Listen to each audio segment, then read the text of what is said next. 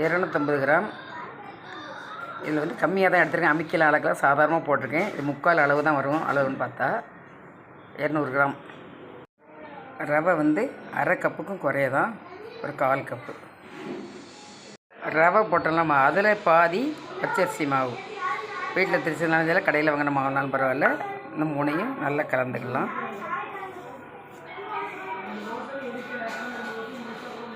தேவைக்கு தக்கன உப்பு கலந்துக்கலாம். இல்லை நல்லா உப்பு எல்லாத்தையும் நல்லா கலந்துக்கிடலாம். கல் உப்பு தான் போட்டிருக்கேன். இப்போ இதுக்கு தேவையான தண்ணீர் ஊற்றிக்கலாம். தண்ணீர் வந்து நம்மளுக்கு அளவு கிடையாது.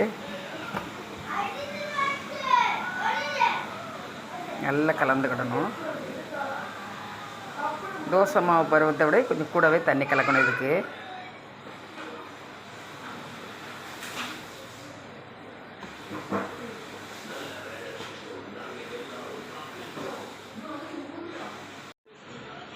இந்த மாதிரி கலந்துருங்க பாருங்கள்.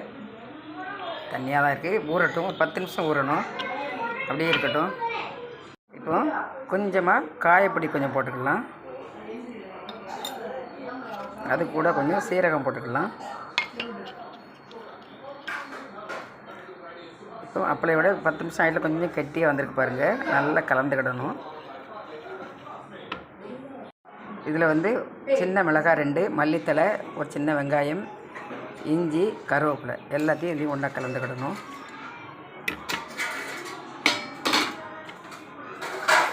கலந்துக்கிட்டு அதையும் நல்லா கலந்து விட்டுக்கலாம்.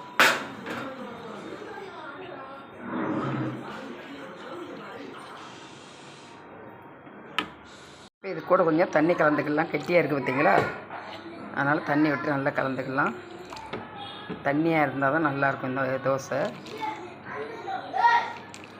ரவெல்லாம் ஊறி வந்திருக்கு பாருங்கள். இந்தளவு தண்ணி இருக்கணும். தண்ணி அதை விட கூட இருந்தாலும் கூட தப்பு கிடையாது. கெட்டியாக தான் இருக்கக்கூடாது. இப்போ தோசைக்கல்லை சூடு பண்ணிடலாம். நான் எப்போதுமே தோசைக்கல்லில் தான் விடுவேன். இப்போ ஒரு கரண்டி எடுத்துக்கிட்டேன்.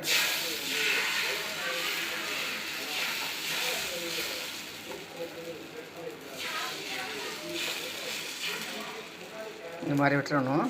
கேப்பெல்லாம் அடைச்சி விட்டுறணும். நல்லாயிருக்கும் இந்த தோசை வந்து. அதுக்கு மேலே நம்ம எண்ணெய் விடணுன்னா லைட்டாக எண்ணெய் விட்டுக்கலாம். நான்ஸ்டிக் தவா வச்சுருக்காங்க. நான்ஸ்டிக் தவாவில் விடுங்க. நான் எங்கள் வீட்டில் வந்து தோசைக்கல்ல தான் விரும்புவாங்க. அதனால் நான் இதில் விடுதேன். எண்ணெய் விருப்பப்பட்டால் மட்டும் விட்டுக்கிடுங்க. இது நீ மாற்றி போடாமல் எப்படி எடுத்து சாப்பிட்னாலும் சாப்பிட்லாம். நான் இதை மாற்றி போட்டுறேன்.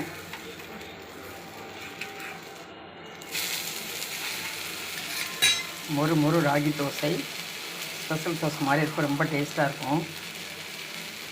தோசை ரெடி ஆகிடுச்சு. நான் எடுத்துடுறேன். இந்த மாதிரி போட்டு சாப்பிடுங்க. ரொம்ப நல்லாயிருக்கும்.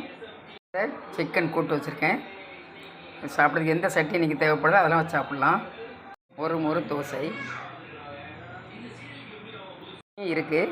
நான் வந்து சிக்கன் குழம்பு வச்சு சாப்பிட போகிறேன் இப்போ குழந்தைகள்.